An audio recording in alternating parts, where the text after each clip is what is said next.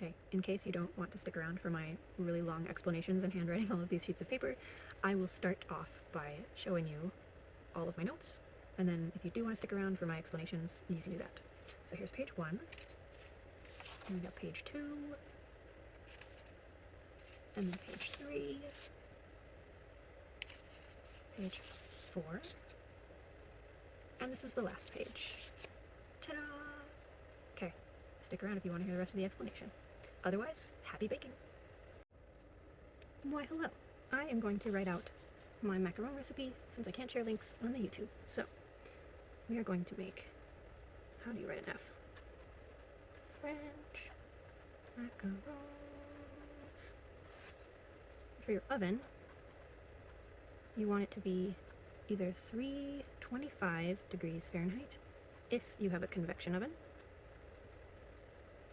or 350 if you have a standard oven.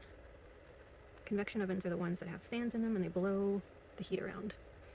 Next, this is a basic macaron recipe. I'm not going to include any instructions for food coloring yet. I'll tackle that in a moment. So, when you're making macarons, you do actually want to use a scale. That is something that's important. So you want 175 grams of powdered sugar, 175 grams almond flour. I use Bob's Red Mill. That's not critical though. And then you want 120 grams of egg whites. Do not use whites in a carton. It looks convenient. It will not work. Don't do it. Trust me. And then you want a pinch of kosher salt. I think my pinches are about a quarter teaspoon. I kind of like a little bit more salt in my macarons because I think it brings out the flavors better. You do you. This next one is optional, but I use it because it corrects a lot of the weird things that happen in egg whites, and that is 1 teaspoon of powdered egg whites. You can get that at cake supply stores. Of course you can get it online, but if you have a cake supply store locally or possibly a specialty cooking store, you can probably find it there. Support your local businesses instead of Amazon.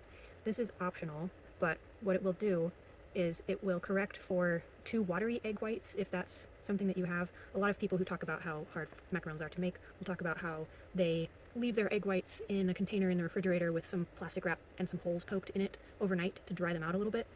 Other people swear that you have to use egg whites from chicken eggs that you have timed straight from the chicken for like 2 days, and I don't know. It's not required though. If you have powdered egg white, that will fix almost any problem that people talk about when they complain about how hard they are. That's it. For the actual side of things, you'll want a sheet pan, and I use Silpats, but you can also use parchment paper.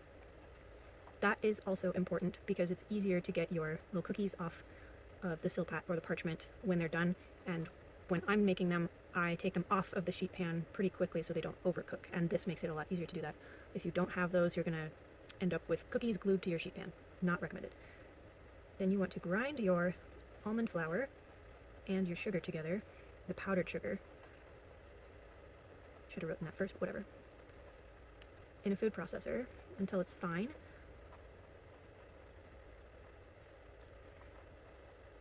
And then you sift it. And then if you want to sift it again, you can. I typically just do 1 sift and set aside. Next is the tricky-ish part. It's the meringue. This is I think it's an Italian meringue? Yeah.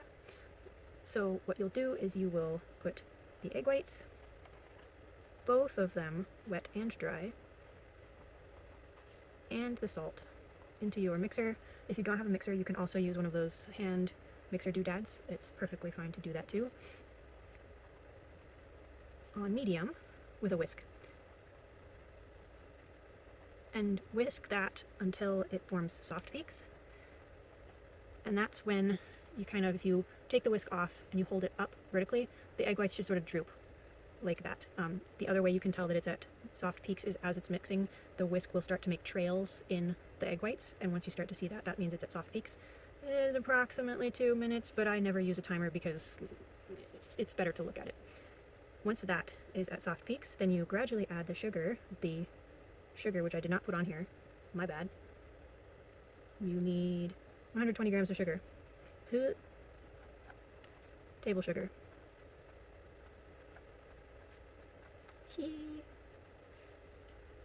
I think in Britain it's called something else, maybe icing, or is that icing sugar? I don't remember, but this is like the grainy sugar that you just like put in your tea or whatever. Okay, so you're gonna gradually add that while still mixing. Gradually add sugar. I swear I can spell sugar while still mixing. So if you're doing this in a mixer, you can just sort of shake it in a little bit at a time while it's mixing. If you're using one of these things, use whichever is your non-dominant hand and shake it in a little bit at a time. And you're going to keep mixing that until it forms stiff peaks. And that means that when you take the whisk or whatever you're using out of the egg whites and hold it up, the peak will stay still. It's not going to droop or do anything like that. If you haven't done this before, you will want to check a couple of times before you get to that point, because if you go past stiff peaks, what will happen is your meringue will discombobulate and it'll get like watery again, and it's kind of, I don't know if you can save it at that point. I haven't tried, but it might get scary if you get to that point. So if you haven't done this before, it's perfectly okay to stop early, check it, keep going, check it until it gets to stiff peaks, and then stop.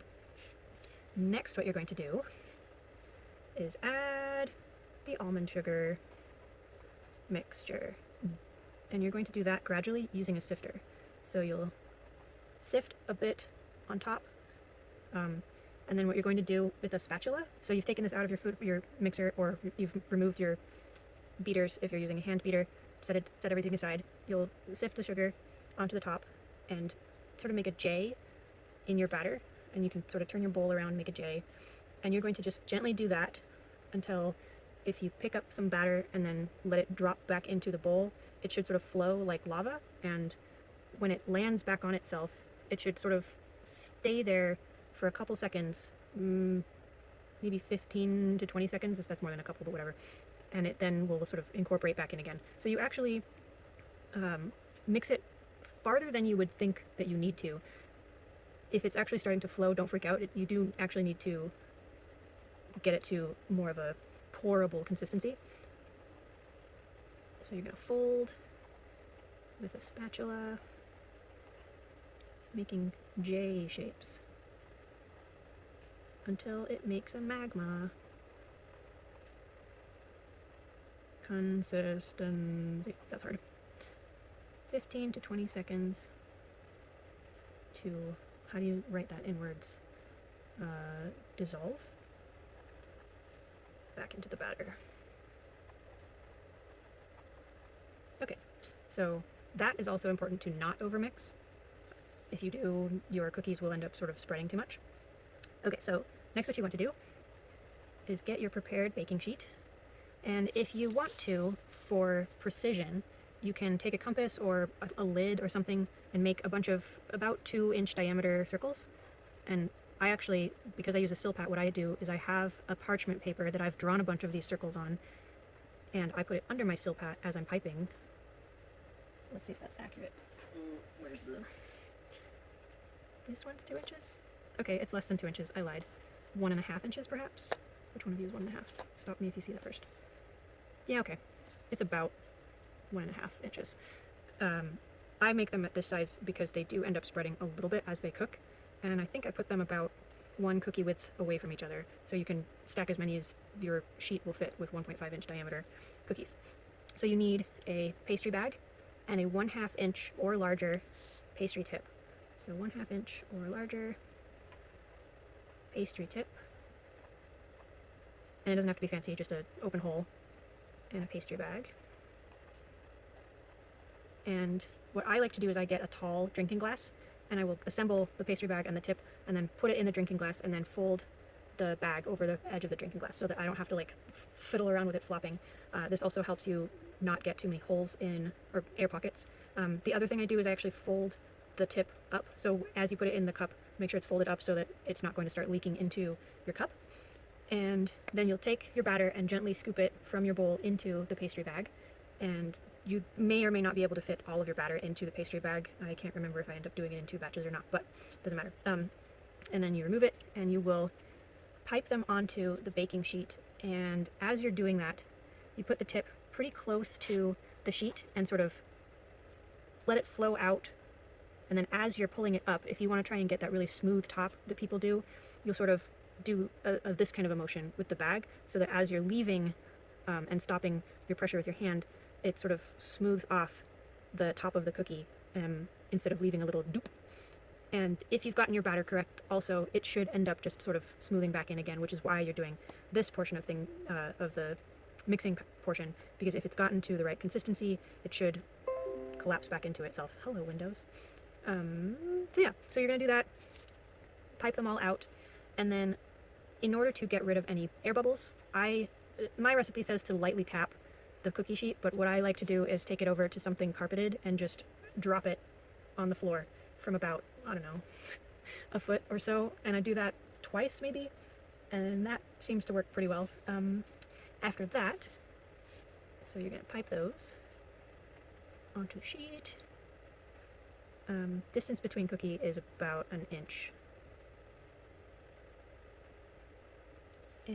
Yeah, so you've piped everything onto one cookie sheet.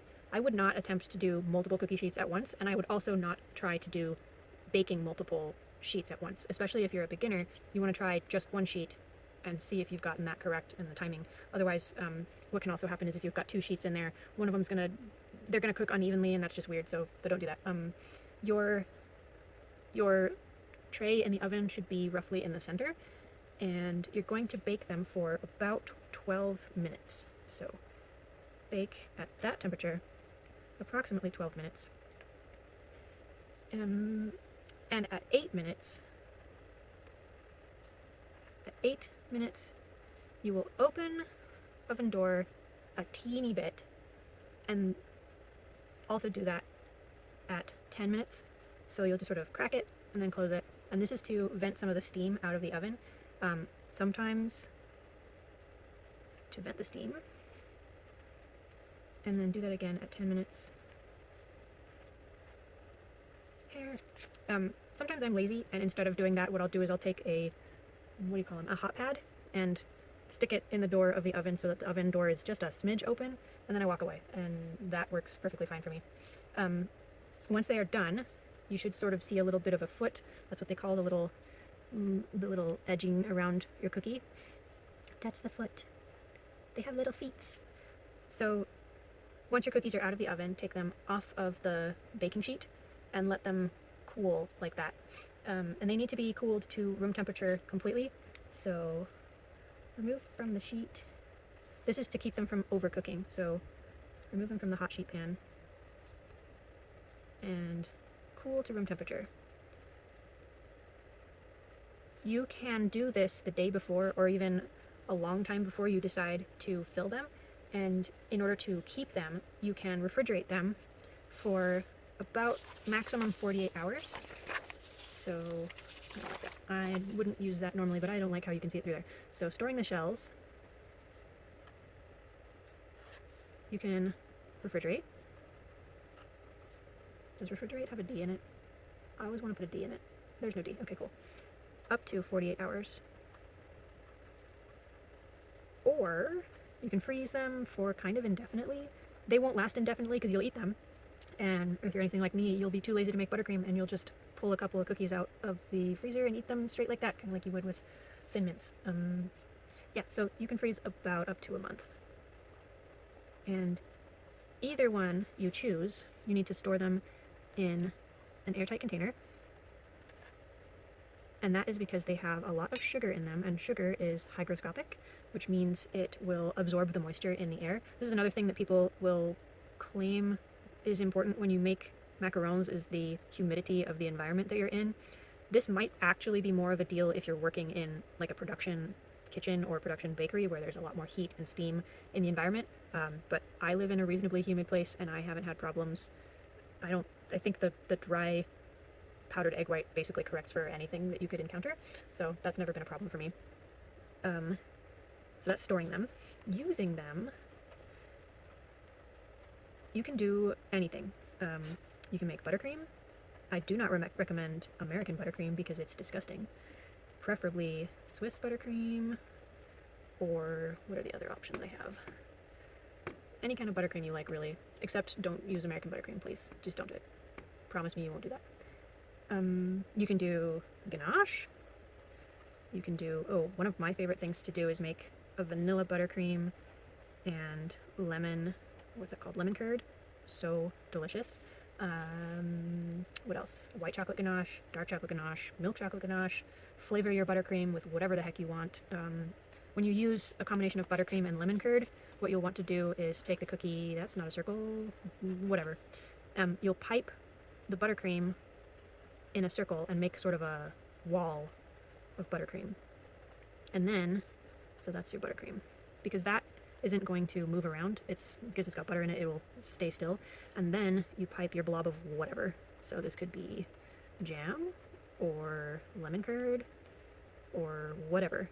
And that will keep your jam and lemon curd from oozing out the side of the cookie. What else could you do? Caramel. So you could do like salted caramel buttercream or whatever and then put some salt on it. You could start playing around with chilies. So spicy stuff. Whatever you want. If you want to do colors, I would recommend, if this is your first time making macarons, you just make plain old colorless shells, because that will sort of make sure that you're limiting the amount of variables you're working with, and if things go weird, you can be sure that it's not your food coloring. But for colors, why is there hair all over the floor? Do not use liquid food coloring. Do not do it.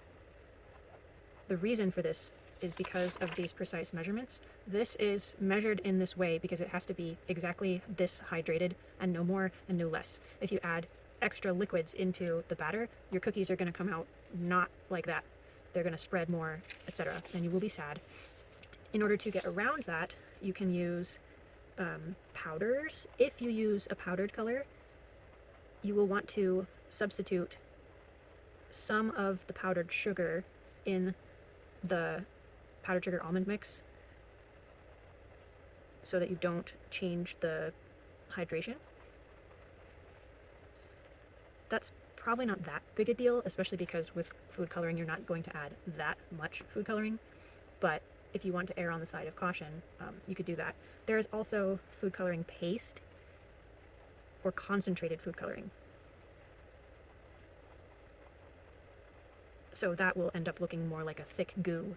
If you use the thick goo kind of option, you don't really need to correct for any of the moisture. I don't usually bother.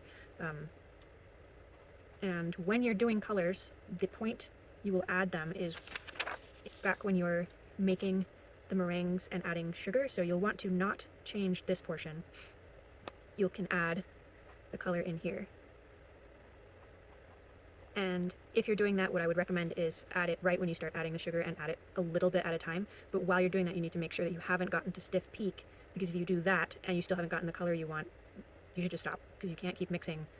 You'll mess up your stiff peaks. You could possibly continue fiddling with it in this stage, but this isn't really the portion where it's going to be mixing enough to incorporate all your colors. So if you start adding more here, you might get more of a swirl kind of thing going on because the coloring might not completely incorporate into your batter. So to summarize, add in after soft peaks.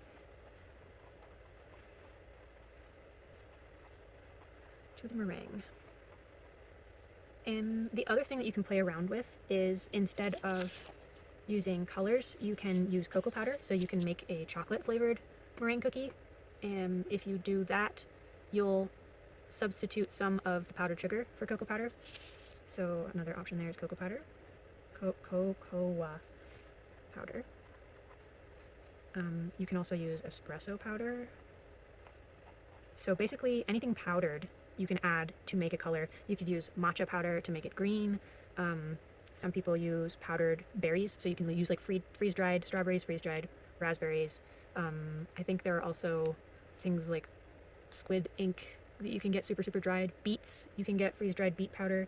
So any like flavoring that you might want to add to the shell must be a powder. You can use an oil if it's a very small amount. That one's a little bit iffy. You can also play around with the almond flour.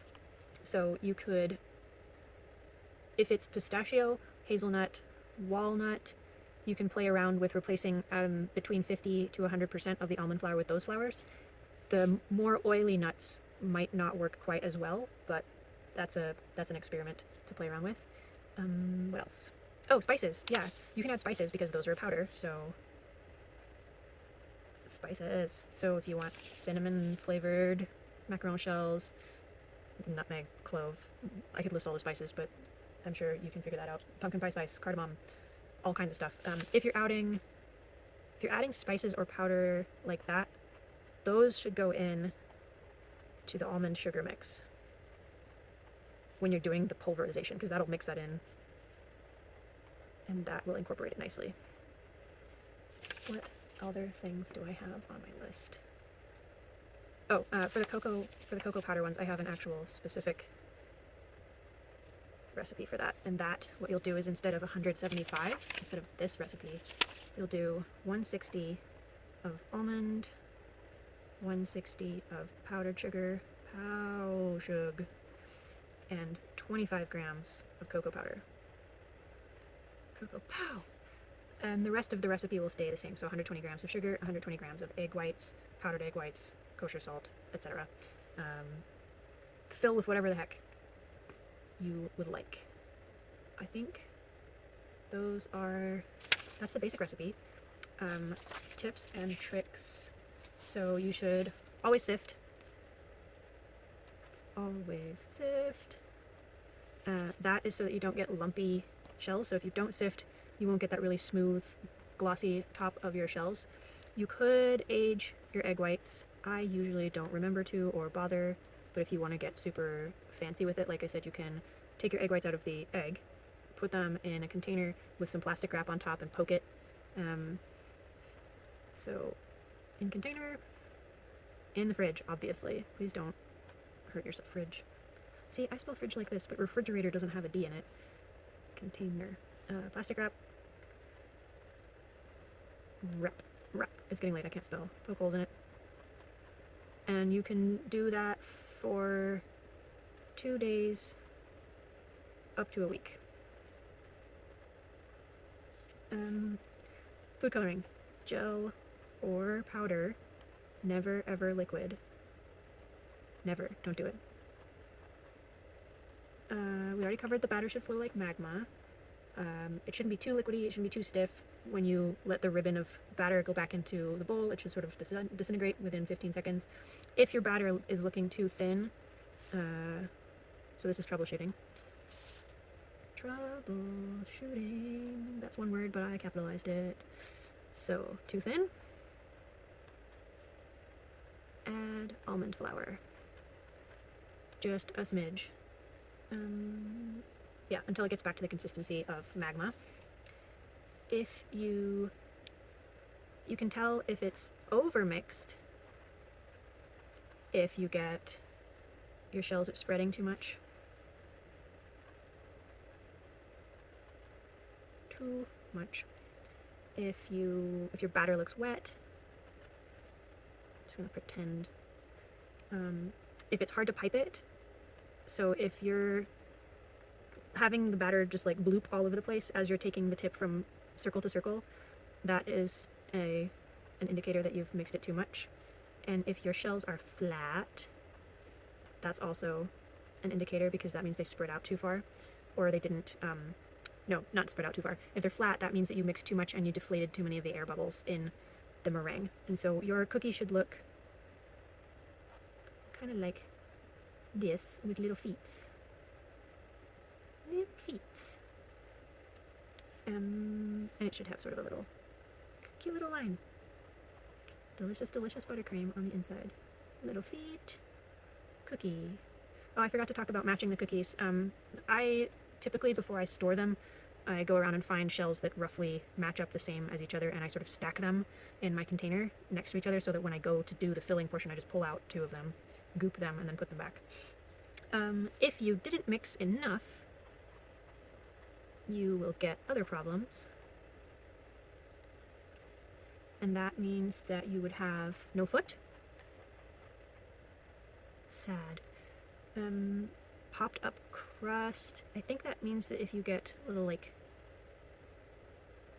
jaggedy bits, I can't remember exactly what that means. Whatever. or if you have tails or peaks on the top of the cookie.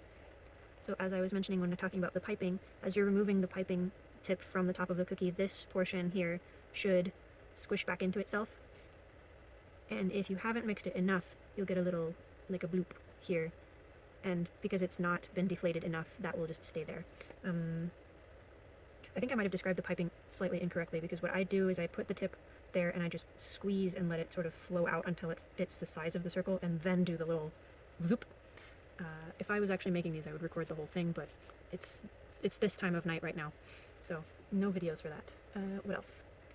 If you don't vent, if you forget to vent, what can happen is your shells will not rise properly, or you'll get cracks. No, you won't crack. You won't crack. I think that is something to do with the foot cracking, but it doesn't say no foots.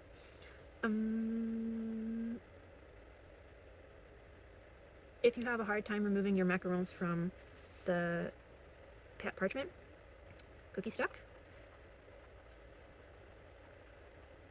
you can put about a tablespoon of water, 1 tablespoon, under the parchment. And you must do this as soon as you take it out of the oven, and the steam will sort of loosen the macarons. This is one of the reasons that I prefer to use a silpat than parchment, because what can sometimes happen is the underside of the cookie, so like this part of the cookie, will sometimes stick to my parchment, and when I try to peel it off, a chunk of the cookie will stay on the parchment and the lid of the shell will come off of it, and that is very sad, and I hate that, and I don't want to bother with this method. So instead, when I'm taking them off of the silpat, what I will do is leave the silpat on the edge of a cutting board or the table or whatever, and hold the cookie with my hand, and then peel, as I'm pulling off of the edge of the cutting board, I will peel the silpat away from the cookie rather than peeling the cookie off. And in that way, it's kind of like removing a sticker from its backing. You sort of peel the backing away instead of peeling the sticker away, if that makes any sense. So the cookie stays still, and I sort of slowly peel the silpat off of the cookie, and I haven't had problems with that. If you do have the cookie sticking to the silpat still even, that can be a sign that you haven't quite cooked them enough and they haven't dried out as much as they should have. Another pro tip is to, once they're filled, refrigerate them for about 24 hours, overnight. Refrigerate approximately 24 hours before eating. I know it's sad, you have to wait, but this will sort of allow the flavors in the shell and the cookie goo to sort of soften and develop, whatever. Yeah. What else do we have here?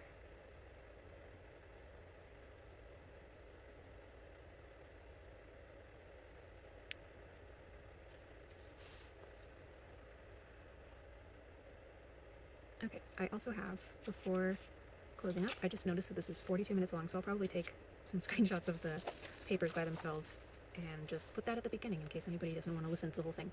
So the last I have are some troubleshooting tips. So I'm going to list the problems, the cause, and the fix for some of the things that can happen to your cookies. So problem number 1, too brown. The cause for that is possibly too much almond. Could be too much sugar, and that would be because it's caramelizing in the oven, or your oven's too hot. These ones measure accurately. I have a kitchen scale, highly recommend accurately, and this one is to vent the oven more often. Lower temperature. I recommend trying a small amount of cookies instead of an entire sheet your first time, so that you can test that out. Shell sliding off your foot.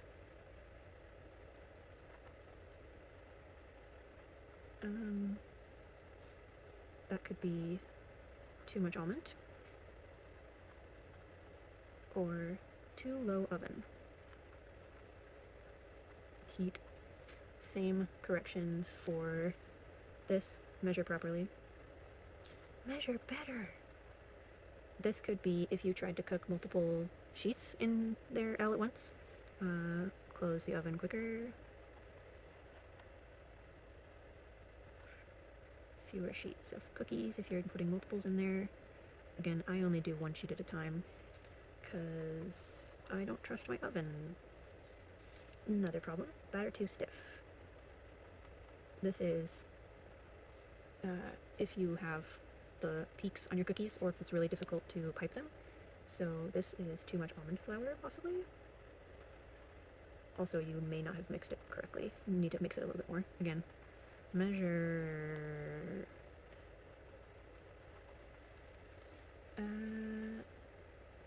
Also mix more. Another one is if you have an air pocket. So if you bite into the cookie and it looks like it just has a shell and then nothing and then a foot, then that's possibly too much egg white.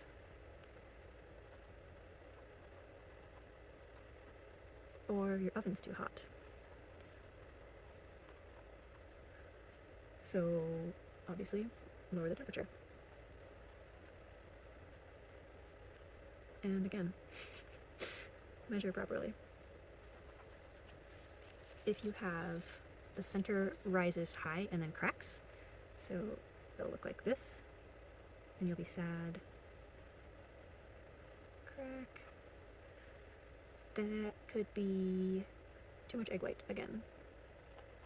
That's because what would happen here is that you have too many air pockets, and as it's cooking, the air pockets are expanding faster than you want them to, and they're gonna break over the top of it. Too much egg white, or you didn't mix it properly. Measure, mix. Misshapen shells. So, misshapen shells. That is all kinds of things. Too much sugar. Almonds aren't fine enough. Almonds, not fine. That would be if it's like lumpy or grainy looking. Over mixing. Or uneven oven heat. That one's tricky. You might have to turn your sheet or move, like if you're cooking two at a time, you might want to switch them halfway through. So that one's measure. Again, sensing a theme. This one is grind more. Mix less. Most of these fixes are simple. Rotate sheets. Or if you're only cooking one, or rotate 180. So this would be top to bottom, or 180 degrees. If you have no foot, small feet, or no feet, this is undermixing. So you want to mix more. And that's because it needs to have enough flow to sort of squish out the bottom. If your foot's too big foot, this is, your whites could have been over whipped. Or your oven is too cold. So this one's mix less, whip less. Increase heat. Oh, sorry, went off the page. Okay. Next one is cracked shells, which is similar to this, but this one, they actually come up. Cracked shells is more just cracks like this. So your shell will still be like a foot, but it'll have cracks in them. Cracked shells. This can happen if you over whipped your whites. If you overmixed your mix. That's called macaroner, by the way. That's spelled macaroner. That's the mixing the almond sugar mix into the meringue. Macaroner. So, overmix. I'm just going to call it overmix. I guess they distinguish because technically you're mixing the whites, but I'm calling it whipping the whites. This could also be if your oven is too cool again. So this is mix less, increase heat.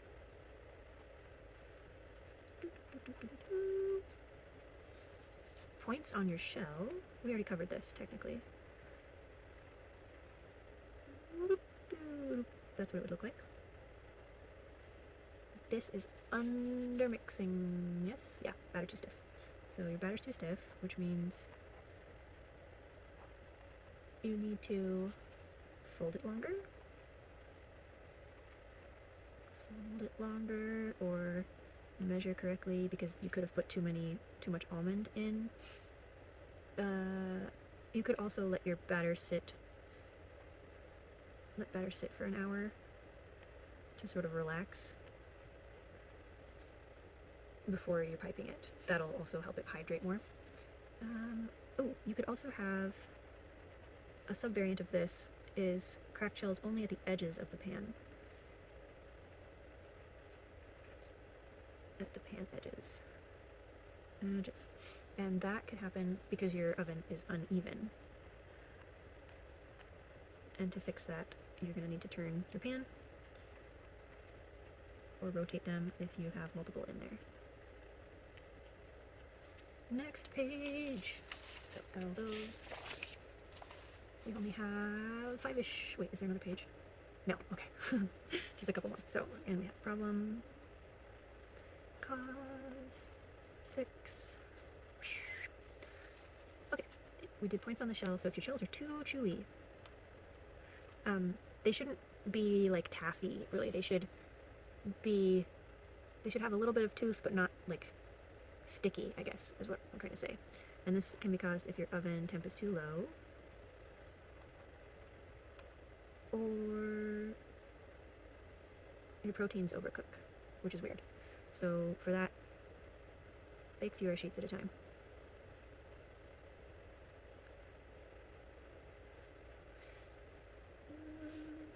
If you have wrinkles, you also have an oven temp too low problem. Bake fewer sheets at a time. If you have hollow space at the shell bottom, then you have uneven heat. So, this is kind of a pan problem, actually. So uneven heat, you can double up your pan. If you have multiple sheet pans, put a pan on top of the pan that you're cooking in. And if you have a popped up crust, we kind of already covered this in the popped up cracked crust, but this is an undermix. That other one was too much egg whites. And obviously fold longer. And the last one is your shells are hard to take off of the pan. If that happens, you're not baking them long enough. That means they're still sticky. You need to have them dry out a little bit more. So you can bake 2 more minutes, or you can freeze the whole thing for about 2 hours and then remove them while they're still frozen. So remove immediately. And that's if you don't feel like sticking them back in the oven. You can also use, this is my preferred option, is use the Silpat. They're more on the expensive side, if that's a thing, but they last forever if you take care of them, and they're great. So, highly recommend that. That's it. That's all we got. So we have all these things. Let me make sure.